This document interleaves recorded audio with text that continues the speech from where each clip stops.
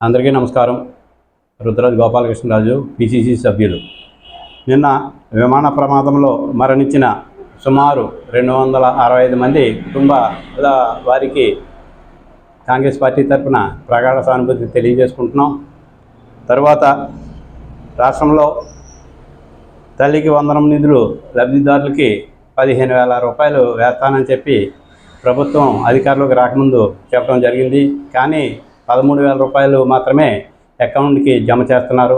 కనుక మిగిలిన 2,000 రూపాయలు స్కూల్ అభివృద్ధి నిమిత్తం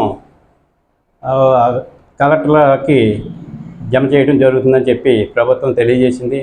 వీరు చెప్పిన విధంగా 15,000 రూపాయలు ఖచ్చితంగా విద్యార్థుల అకౌంట్లకు జమ చేసి వారిని ఆదుకోవాల్సిన బాధ్యత ప్రభుత్వానికి ఉంది.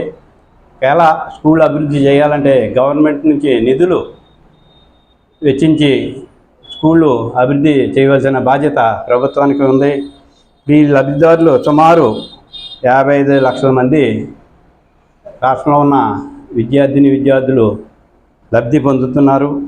వారికి 2,000 రూపాయలు ఖచ్చితంగా వారి తల్లి వందనం అకౌంట్లకు జమ చేయాలని చెప్పి కాంగ్రెస్ పార్టీ తరఫున మరోసారి డిమాండ్ చేస్తున్నాం. జై హింద్, జై కాంగ్రెస్.